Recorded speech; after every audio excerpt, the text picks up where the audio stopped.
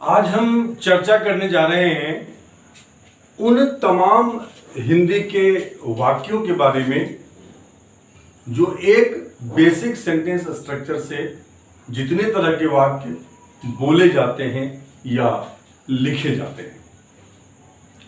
सबसे पहली बात यह है कि प्रेजेंट परफेक्ट टेंस क्या भाव, क्या अर्थ देता है या किस परिस्थिति में हम इसका प्रयोग करते हैं। तो जो कार्य भूतकाल में ही शुरू हुआ और भूतकाल में ही समाप्त हो गया, लेकिन उसका प्रभाव अब भी है। जैसे कि कहते हैं कि मैंने खाना खा लिया, तो दोबारा अगर आपसे कहेंगे फिर खा लो, आप क्या कहेंगे? नहीं खा सकता। क्यों? क्योंकि जो खाया है उसका प्रभाव अभी भी है, इसलिए हम दोबारा नहीं खाएंगे। किसी बच्चे ने होमवर्क कर लिया, वो कहता है मैंने होमवर्क कर लिया है, उसे कहेंगे दोबारा होमवर्क कर लो, तो वो नहीं करेगा। क्यों? क्योंकि उस क्रिया का जो उसका प्रभाव है, इफेक्ट है, वो अभी भी है। ऐसे तरह के वाक्य को व्यक्त करने के लिए प्रेजेंट परफेक्ट टेंस का प्रयोग किया जाता है। इसमें जो सबसे पहला जो प्रारूप होता है वाक्य का, वो होता है जिस किसी ने जो कुछ। जिस किसी ने, ये सब्जेक्ट है, जो कुछ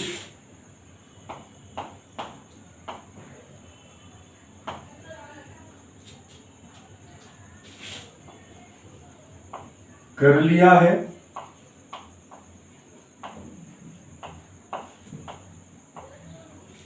या किया है,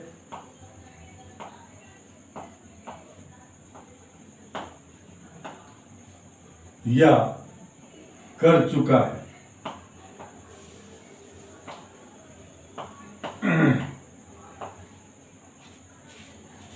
जैसे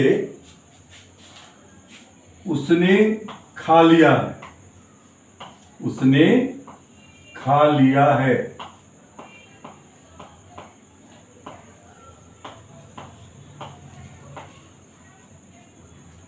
मैंने अपना होमवर्क कर लिया है, अपना होमवर्क कर लिया है।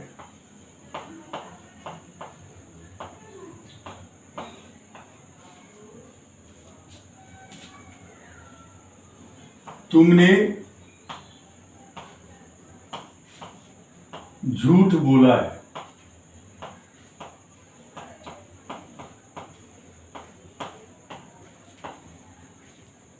पापा सो चुके हैं।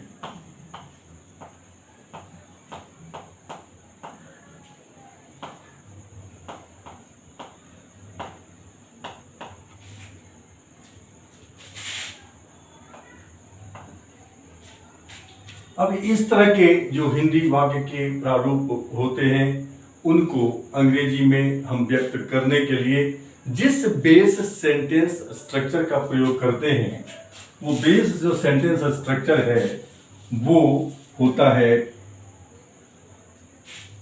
सब्जेक्ट प्लस हैज या है। सब्जेक्ट के अनुसार हैज आएगा या सब्जेक्ट के अनुसार हैव आएगा, प्लस वर्ब का थर्ड फॉर्म आता है, प्लस में ऑब्जेक्ट आता है, प्लस में अदर वर्ड्स आते हैं।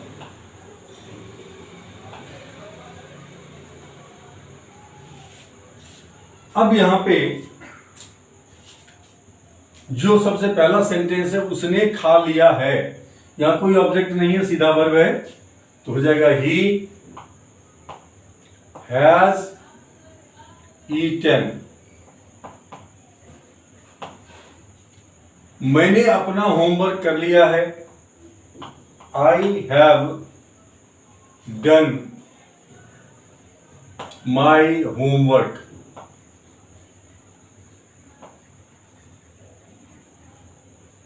तुमने झूठ बोला है, you have told A lie. You have told a line. पापा सो चुके हैं, पापा हैज स्लेप्ट। ठीक है। अब अदर वर्ड्स कोई भी आपको उसने जो है 7 बजे शाम में ही खा लिया, 7 बजे शाम में, तो हो जाएगा यहां पे एट 7 PM। मैंने अपना होमवर्क सवेरे सवेरे कर लिया है, तो आई have done my homework early in the morning. तुमने सवेरे झूठ बोला है, you have told A lie in the morning, है जो कुछ भी है टाइम, वो टाइम डाल दीजिए। पापा हैज स्लेप्ट। अब इसको हम 8 प्रकार से बोलेंगे, जैसे ही हैज ईटन, तो ठीक उसी पैटर्न से 8 प्रकार से बनेगा कि वह खा चुका है, ही हैज ईटन, वह नहीं खा चुका है, ही हैज नॉट ईटन, क्या वह खा चुका है, हैज ही ईटन, क्या वह नहीं खा चुका है, हैज ही नॉट ईटन, वह कब खा चुका है, व्हेन हैज ही ईटन, वह कब नहीं खाया है, when has he not eaten, वह खा चुका है ना, he has eaten, hasn't he, उसने नहीं खाया है ना, he has not eaten, has he. Second sentence है, मैंने अपना होमवर्क कर लिया है, I have done my homework, I have not done my homework, have I done my homework, have I not done my homework, why have I done my homework, मैंने अपना homework क्यों किया है, मैंने अपना होमवर्क क्यों नहीं किया है, why have I not done my homework, मैंने होमवर्क कर लिया है ना, आई have done my homework, haven't I, अब मैंने होमवर्क नहीं किया है ना, आई have not done my homework, have आई।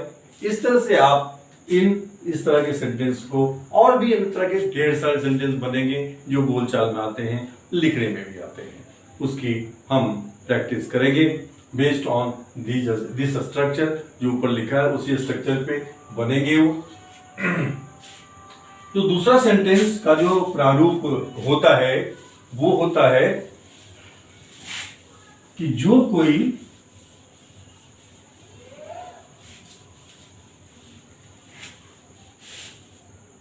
दूसरा, जिस किसी ने जो कुछ करवाया है, जिस किसी ने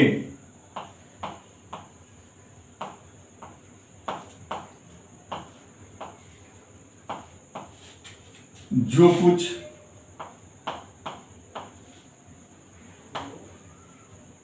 करवाया है,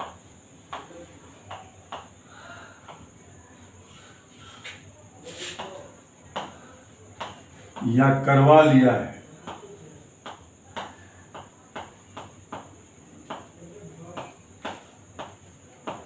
या करवा चुका है।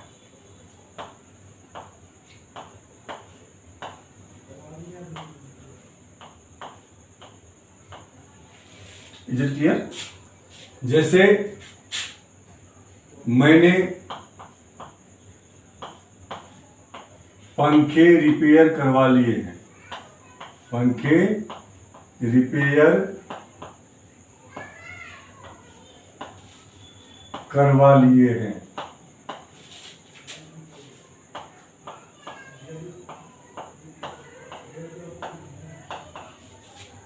वह कमरे साफ करवा चुका है, वह कमरे साफ करवा चुका है।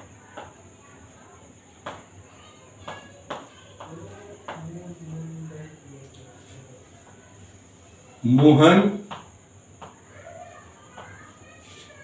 कपड़े इस्त्री करवा चुका है, कपड़े इस्त्री करवा चुका है।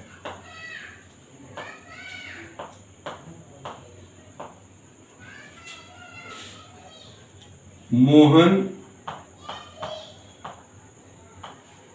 सोहन को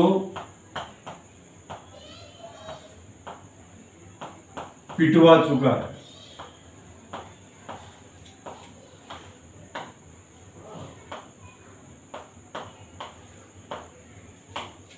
ठीक है,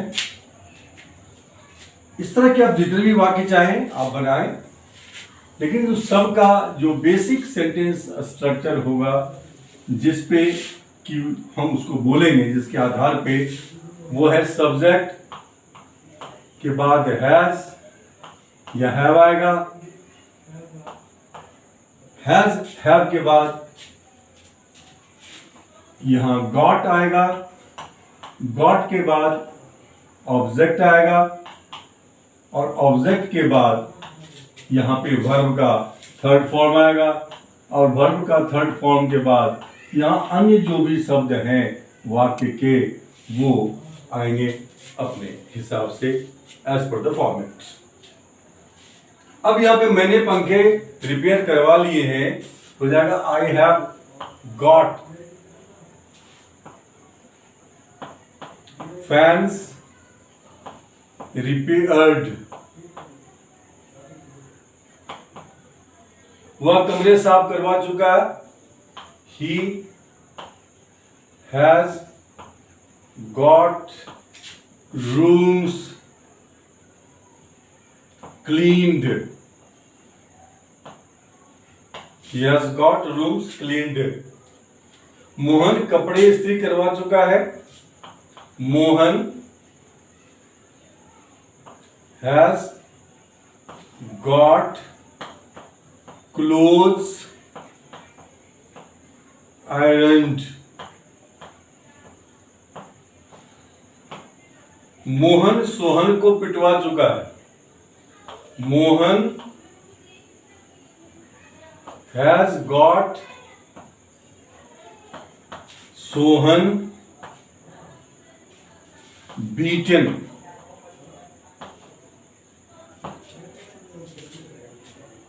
तुम मेरी बेइज्जती करवा चुके हो, तुम मेरी बेइज्जती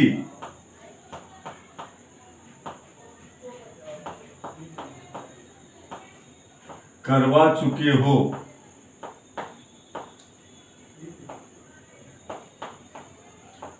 अगर एक बार होगा, एक बार तुम मेरी बेइज्जती करवा चुके हो तो वंश लग जाएगा वहां पे, ठीक है।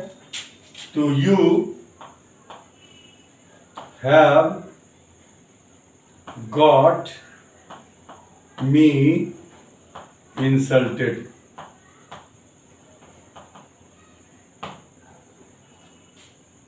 ठीक है, इस तरह से ये वाक्य बनेंगे। इस तरह से आप जितने भी वाक्य बनाना चाहें, आप यदि प्रैक्टिस 4-5 सेंटेंस भी 8 तरीके से कर लेंगे तो ऑटोमेटिक ये सेंटेंस अंग्रेजी में आपके टंग पे ऑटोमेटिक आना शुरू कर देंगे, वर्ड्स उछल उछल के जिसको जहां पे आना चाहिए।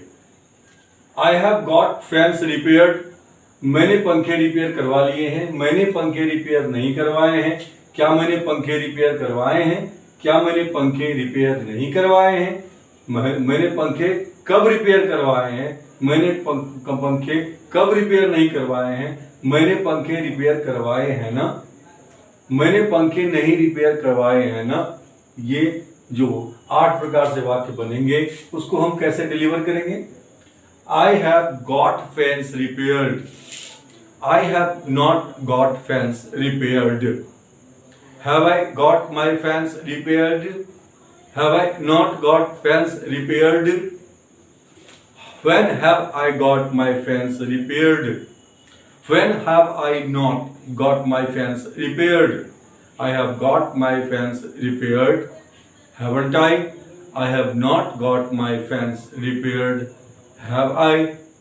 इसी तरह से बनेगा he has got rooms cleaned, he has not got rooms cleaned, has he got rooms cleaned, has he not got rooms cleaned, why has he got rooms cleaned, why has he not got rooms cleaned, he has got rooms cleaned, hasn't he, he has not got rooms cleaned, has he। This is how, इसी प्रकार से हम जो बाकी जो sentence है उसको भी 8 प्रकार से हम बोलने की प्रैक्टिस करेंगे, और जो प्रैक्टिस करेंगे तो उससे हमारा कॉन्फिडेंस के साथ साथ जो फ्लुएंसी है, फ्लुएंसी प्रैक्टिस से ही आएगा। जितना अधिक आप सेंटेंस का प्रैक्टिस करेंगे फ्लुएंसी आपका उतना बढ़ता चला जाएगा। सेंटेंस नंबर 3,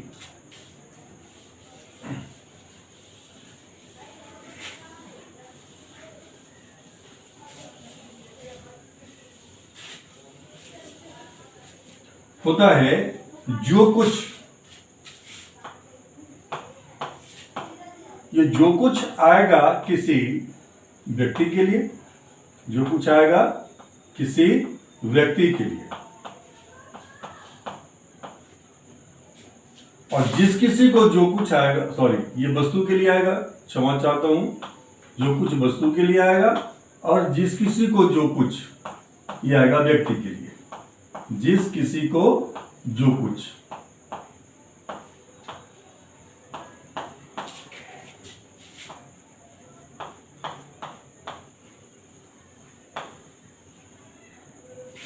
किया जाता है, किया गया है, किया जा चुका है,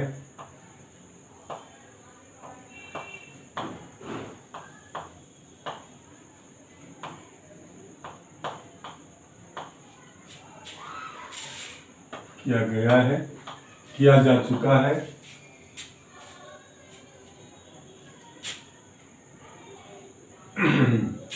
या कर लिया गया, कर लिया गया है।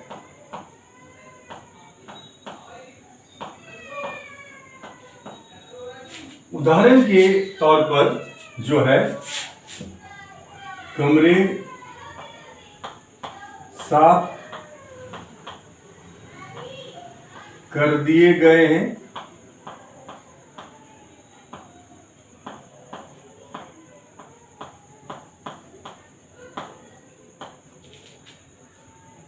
या किए गए हैं,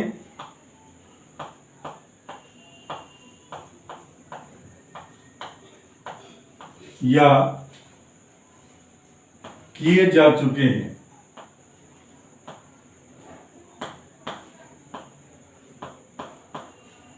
एक ही मीनिंग देता है ये।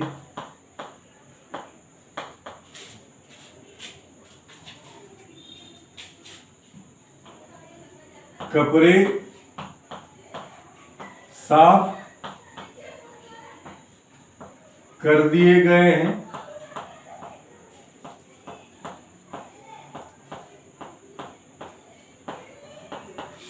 या कर लिए गए हैं,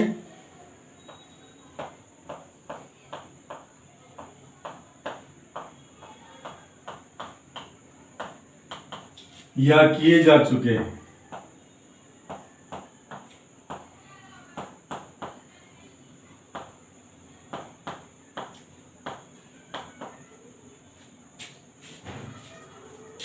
होमवर्क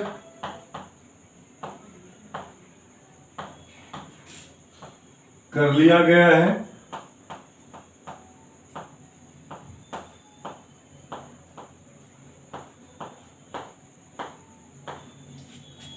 या किया गया है,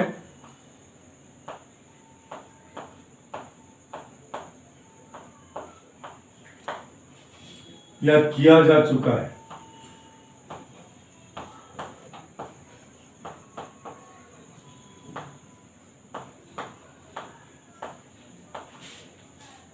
ठीक है, इस तरह के जो हिंदी के प्रारूप है, जो कुछ या जिस किसी को जो कुछ कर लिया गया है, या किया गया है, या किया जा चुका है, उसको अंग्रेजी में व्यक्त करने के लिए हम जिस बेस सेंटेंस स्ट्रक्चर का यूज करेंगे, हो जाएगा सब्जेक्ट प्लस हैज या हैव के साथ बीन आएगा, और बीन के साथ वर्ब का थर्ड फॉर्म आएगा, और थर्ड फॉर्म के बाद जो अन्य शब्द हैं वो अन्य शब्द आ जाएंगे। तो कमरे साफ कर दिए गए हैं, या किए गए हैं, या किए जा चुके हैं, का हो जाएगा rooms have been cleaned, rooms have been cleaned. कपड़े साफ कर दिए गए हैं, या कर लिए गए हैं, या किए जा चुके हैं, हो जाएगा clothes have been, clothes have been washed, have been washed। Homework कर लिया गया है या किया गया है या किया जा चुका है, हो जाएगा होमवर्क has been done।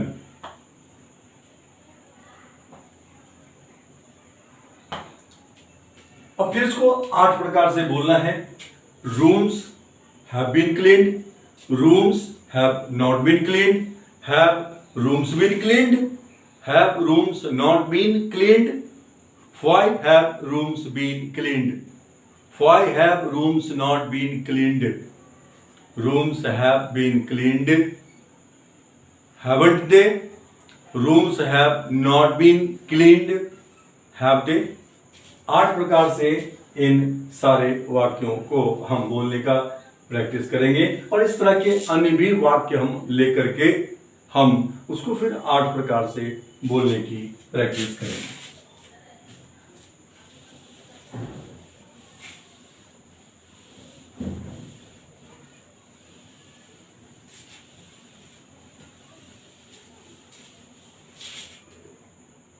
चौथा वाक्य है,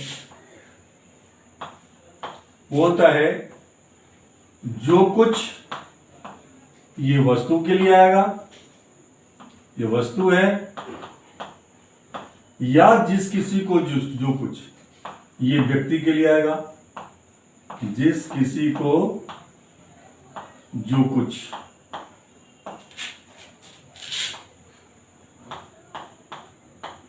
ये जिस किसी को जो कुछ किया गया है ये पहले भी आएगा, जो भी सो गया उसको उसमें ऐड कर देंगे।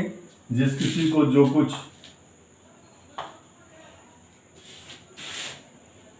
करवाया गया है,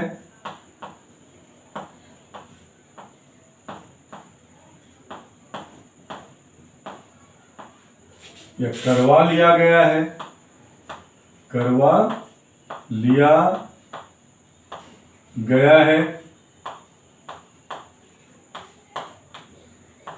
या करवाया जा चुका है, या करवाया जा चुका है।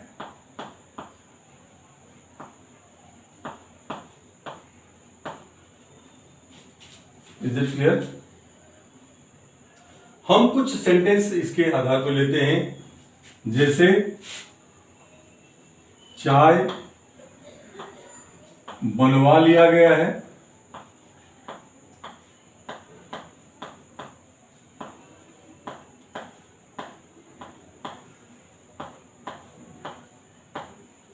या बनवाया गया है,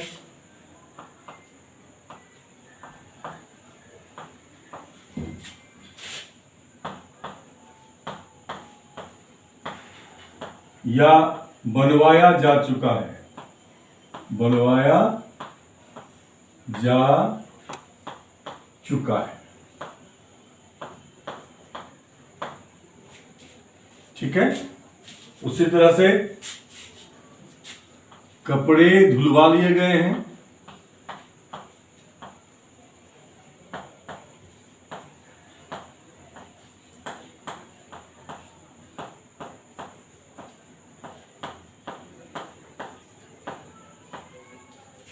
धुलवाया गया है,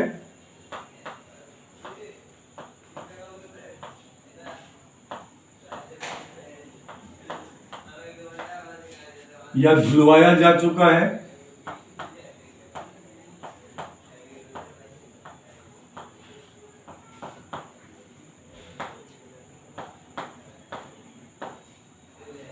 ठीक है।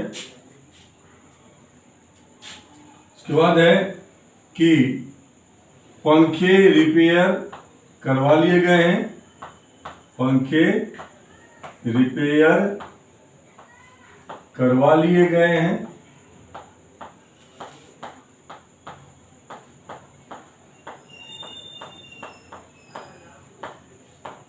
या करवाया गया है, करवाए गए हैं, या करवाए जा चुके हैं, करवाए जा चुके हैं।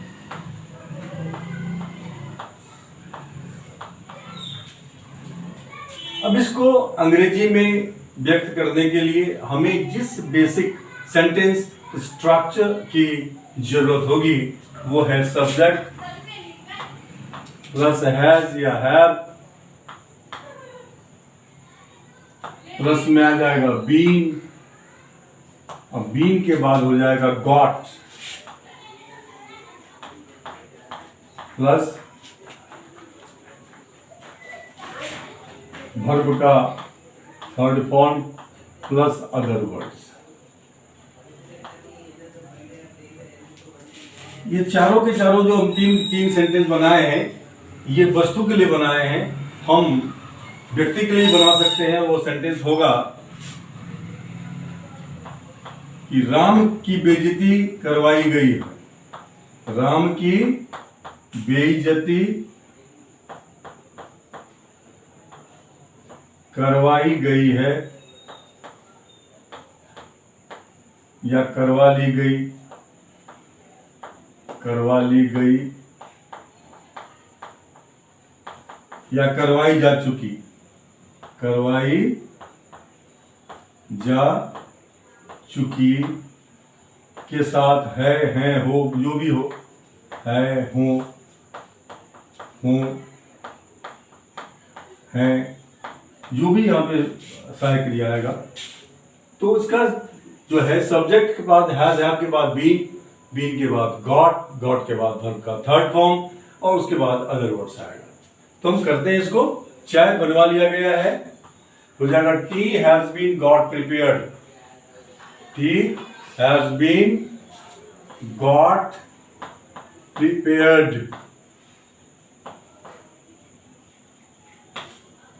कपड़े धुलवा लिए गए हैं, clothes have been got washed.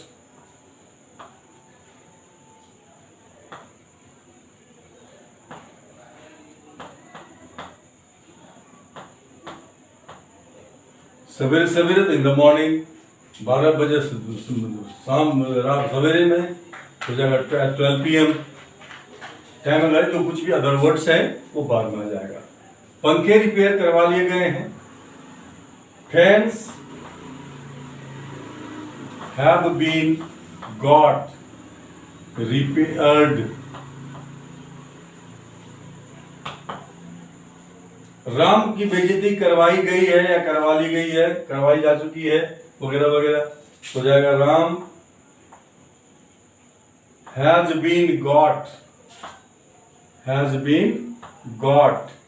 Insulted, वगैरह वगैरह। अब इसको हम 8 प्रकार से बोलेंगे। Tea has been got prepared, tea has not been got prepared, has tea been got prepared, has tea not been got prepared, why has tea been got prepared, why has tea not been got prepared, tea has been got prepared, hasn't it, tea has not been got prepared, has it। उसी तरह से सारे के सारे वाक्य जो है ये 8 प्रकार से हम बोलने की प्रैक्टिस करेंगे। अब इसमें एक वाक्य होता है 5वां नंबर वाक्य, हालांकि इसकी चर्चा शायद हम पहले कर भी चुके हैं, लेकिन ये एक विशेष परिस्थिति है। वो परिस्थिति क्या है कि जो कार्य हम बाध्यतावश करना पड़ता है। 5वां है जो कुछ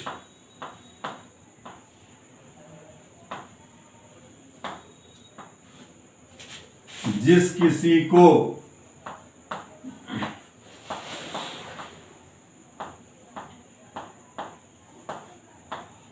ये जिस किसी को जो है ये सब्जेक्ट है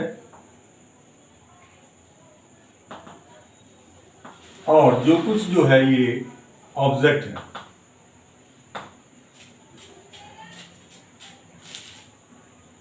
मजबूरी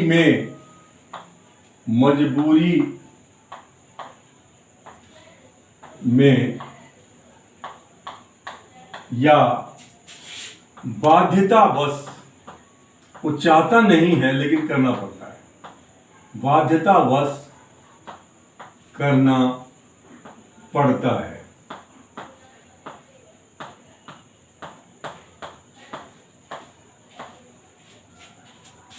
ध्यान रखिएगा सेंटेंस फॉर्मेट क्या है ये, कि जो कुछ जिस किसी को जो कुछ बाध्यतावश या मजबूरी बस करना पड़ता है, वो चाहता नहीं है लेकिन करना पड़ता है। जैसे मुझे सवेरे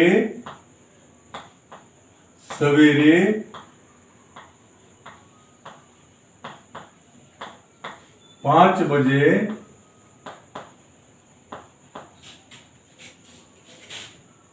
दूध डेयरी जाना पड़ता है, दूध लाने के लिए दूध डेयरी जाना पड़ता है।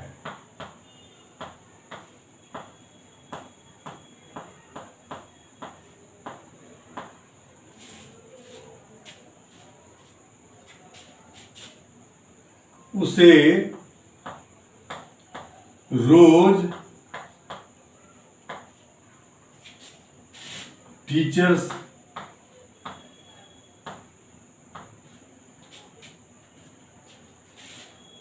की डांट सुननी पड़ती है, डांट सुननी पड़ती है।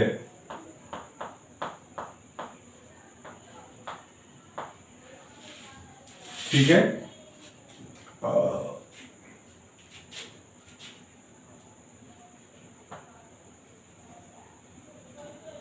हमें बचने के लिए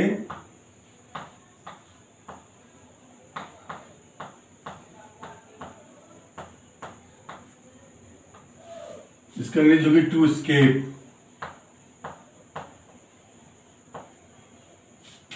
झूठ बोलना पड़ता है, झूठ बोलना पड़ता है, पड़ता है। अब इस तरह के जितने सेंटेंस चाहें, वाक्य चाहें आप हिंदी में, जो हम इस अर्थ के लिए मजबूरी या बाध्यता को दर्शाने के लिए जो है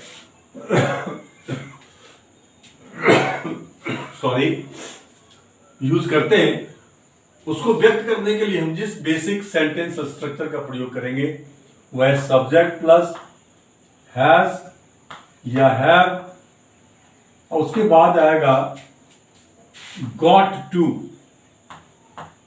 प्लस वर्ब का पहला फॉर्म, प्लस में ऑब्जेक्ट और प्लस में आ जाएगा अदर वर्ड्स।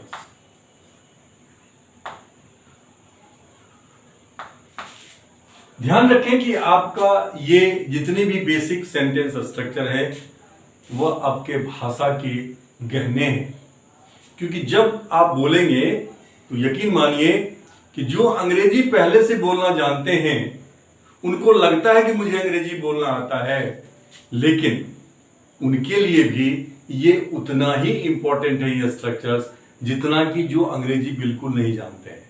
क्यों? क्योंकि ये एग्जैक्टली आप वही बात कह रहे हैं सामने वाले को जो आप कहना चाहते हैं, जिसमें आपके भी मस्तिष्क में कहीं कोई भ्रम नहीं रहेगा। आप कॉन्फिडेंट रहेंगे कि मैं वही बात कह रहा हूं इन्हें जो मैं कहना चाहता हूं। इसलिए सबके लिए, जिन्हें अंग्रेजी आती है उनके लिए भी इतना इंपॉर्टेंट है, और जिनको नहीं आती है, जो कि नया नया सीख रहे हैं, उनके लिए भी ये उतना ही इंपॉर्टेंट है। अब यहां पे सबसे पहला क्या है, मुझे सवेरे सवेरे 5 बजे दूध डेयरी जाना पड़ता है। क्या हो जाएगी इसकी? I have got to go to Mother Dairy at 5 AM। At 5 AM का मतलब हो गया सवेरे सवेरे 5 बजे। उसे रोज टीचर की डांट सुननी पड़ती है। He has got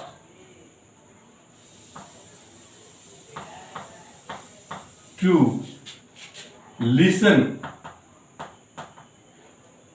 to the harsh words of the teacher. Harsh words, डांट का अर्थ है यहां पे कि जली गटी भाषा। He has got to listen to the harsh words of the teacher,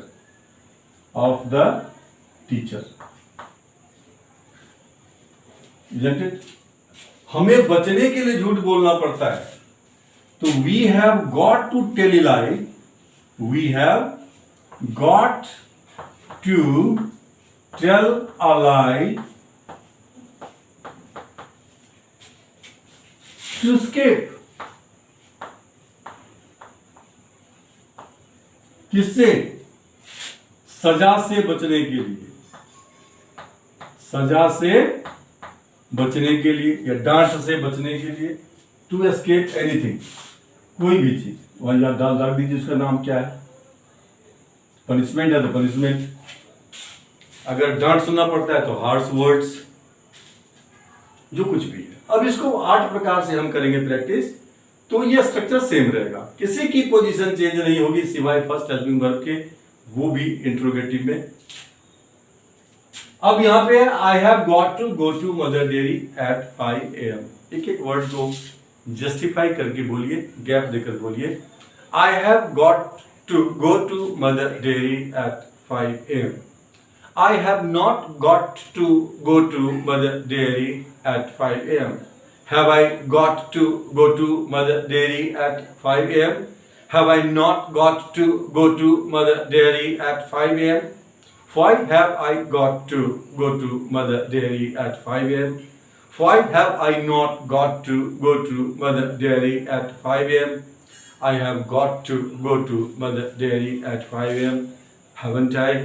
I have not got to go to mother dairy at 5 AM.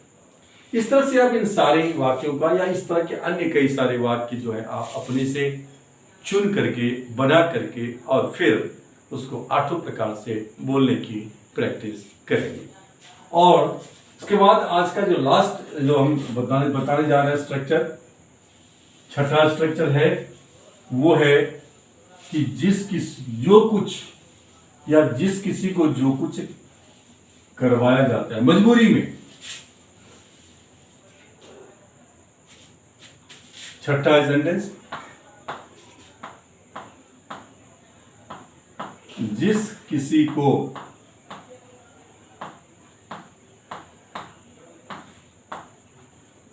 योग्य subject,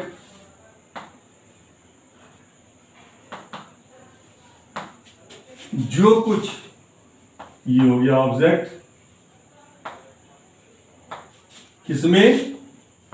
मजबूरी में,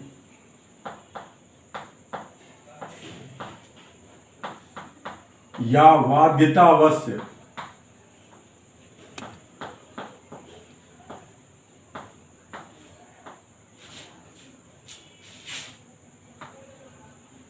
करवाना पड़ता है।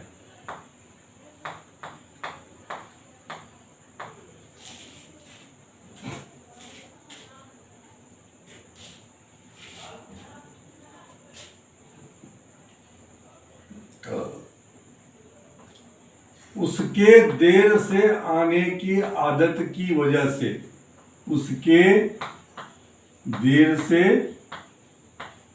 आने की आदत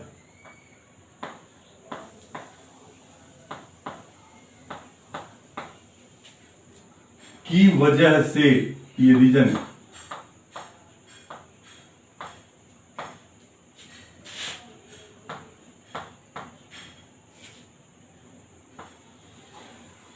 ये रीजन है, मुझे उसकी सैलरी काटनी पड़ती है, मुझे उसकी सैलरी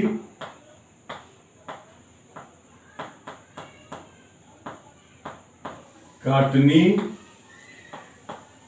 पड़ती है,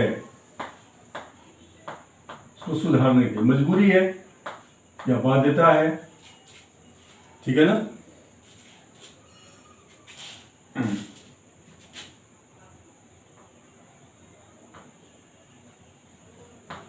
झूठ बोलने की वजह से, झूठ बोलने की वजह से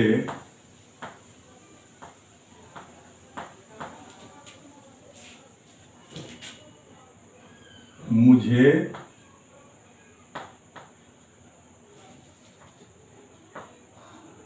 उसे पिटवाना पड़ता है, पिटवाना से मुझे उसे हो जाएगा, मुझे उसे पिटवाना पड़ता है।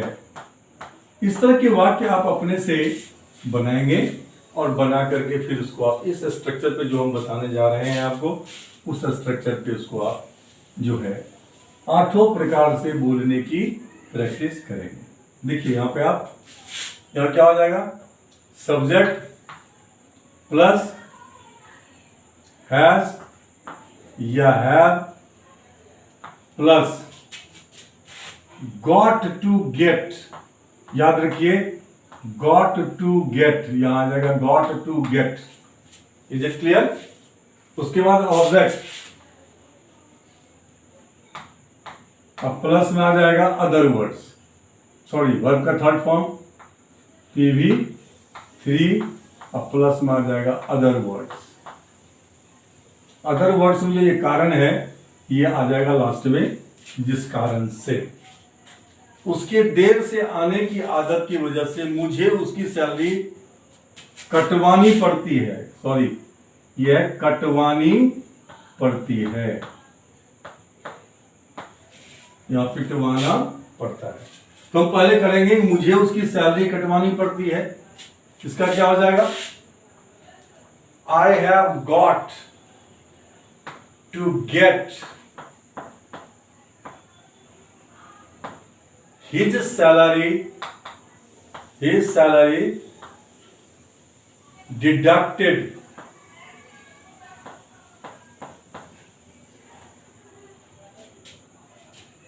due to his habit of coming late, due to his late coming habit कर सकते हैं, late coming habit।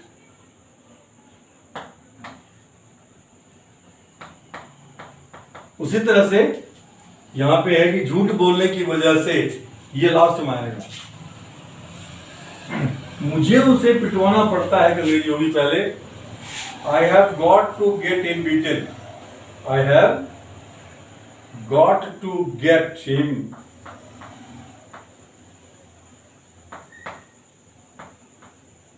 Beaten due to his